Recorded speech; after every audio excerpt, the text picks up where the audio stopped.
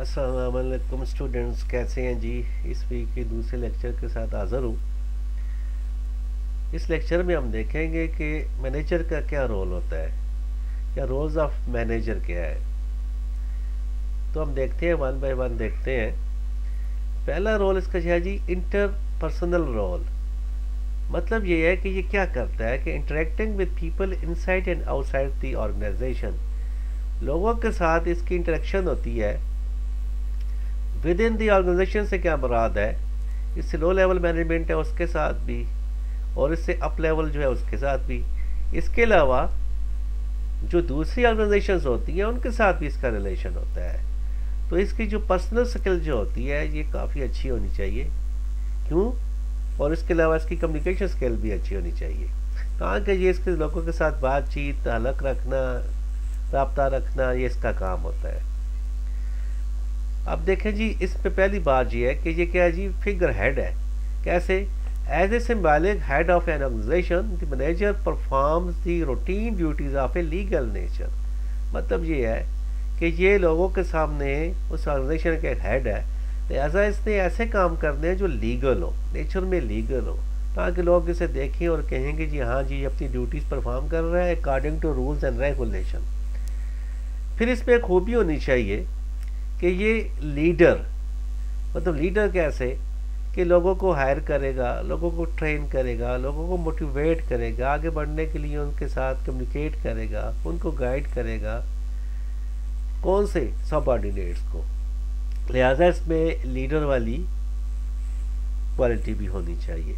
Lesson से क्या मुराद है? मतलब ये है कि लेसन ऑफिसर होते हैं, वो उन लोग लेसन ऑफिसर रखते हैं ऑर्गेनाइजेशन में, लेकिन मैनेजर भी एक लेसन ऑफिसर होना चाहिए कि इसका लोगों के साथ रब्ता होता है, ताल्लुक़ होता है, उनके साथ इंटरेक्शन करता है, उनके साथ रवाबत रखता है, विद इन दी ऑर्गेनाइजेशन भी करता है और आउटसाइड दी ऑर्गेनाइजेशन भी करता है, और लोगों से फेवर लेता है या इंफॉर्मेशन लेता है। नंबर सेकंड चीज़ है जी, ये तो था जी इंटरपर्सनल रोल है। एक है जी इंफॉर्मेशनल रोल। क्या है जी इसका मतलब ये है कि serving as a focal point for exchange of information. तो इसका मतलब है जिस तरह अदारों में फोकल पर्सन होते हैं, या जिस तरह हमारा इंफॉर्मेशन मिनिस्टर होता है कि गवर्नमेंट का पॉइंट ऑफ व्यू लोगों को बताता है और उनके साथ बातचीत करता है, बिल भी किसी भी ऑर्गेनाइजेशन के लिए उसका फोकल पर्सन उसका मैनेजर होता है। और जितनी भी इंफॉर्मेशन आउटसाइड की ऑर्गेनाइजेशन लेनी होती है या देनी होती है, तो ये इसका काम होता है। ये क्या करता है? मॉनिटर कर रहा होता है। किसको? इंफॉर्मेशन को सर्च करता है, रिसीव करता है, फिर उसको मॉनिटर करता है, और जो उसके मुताबिक होती है उसको ऑर्गेनाइजेशन के लिए यूज़ करता है, और जो ऑर्गेनाइजेशन की इंफॉर्मेशन होती है वो लोगों को एक्सप्लेन करता है। डिसिमेटर रोल भी होता है जी। ये क्या करता है? Transmit information to subordinate.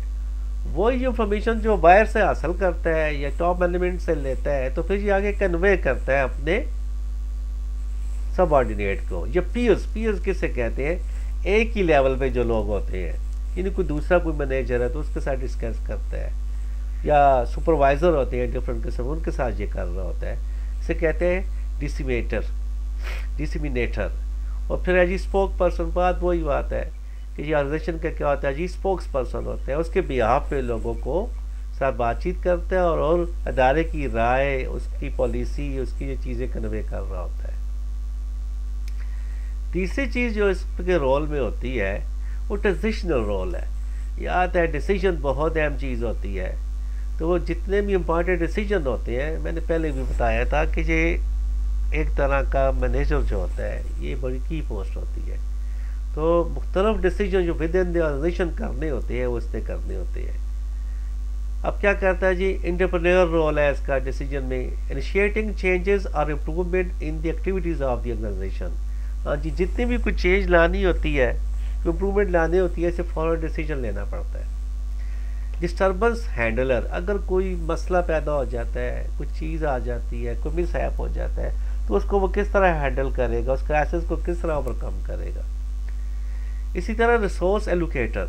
मतलब ये है कि ऑर्गेनाइजेशन के जितने भी रिसोर्सेज होते हैं उनको ये किस तरह से एलोकेट करेगा, मतलब मनी को, टाइम का इस्तेमाल किस तरह से करेगा, इक्विपमेंट को किस तरह से हैंडल करेगा, लेबर का इस्तेमाल किस तरह से करेगा। तो ये सारी चीज़ें, लेबर भी एक रिसोर्स है, मनी भी एक रिसोर्स है, इक्विपमेंट भी एक रिसोर्स है, तो उनको किस तरह से यूज़ करेगा, यूटिलाइज किस तरह से करेगा।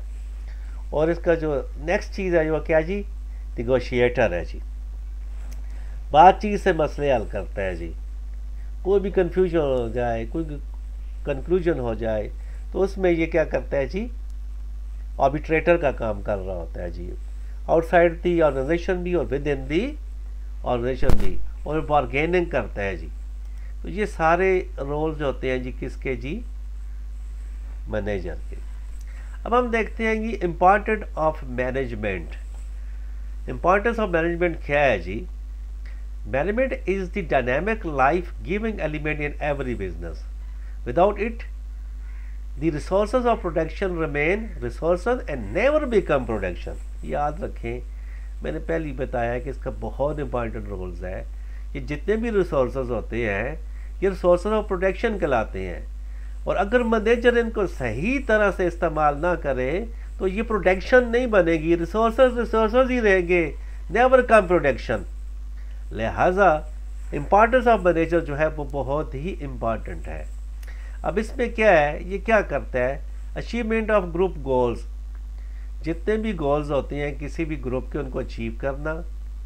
Optimum utilisation of resources, optimum कहते हैं किसी चीज़ का 100% इस्तेमाल करना, तो जितने भी रिसोर्सेज हैं उनको 100% इस्तेमाल करता है। फुलफिलमेंट ऑफ सोशल ऑब्लिगेशन, जितने भी हमारे सोशल ऑब्लिगेशंस होती हैं उनको भी ये पूरा करता है।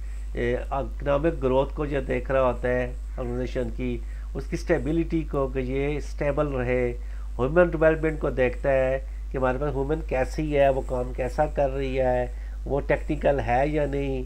इसी तरह meet the challenge of change, अगर कोई चेंज आ जाती है, मसलन आजकल अदारों में कंप्यूटराइज हो रहे हैं, आईटी ज़्यादा आ रही है, तो वो चेंज को किस तरह से एक्सेप्ट करते हैं और अपने सबऑर्डिनेट से भी कराता है जी। शुक्रिया।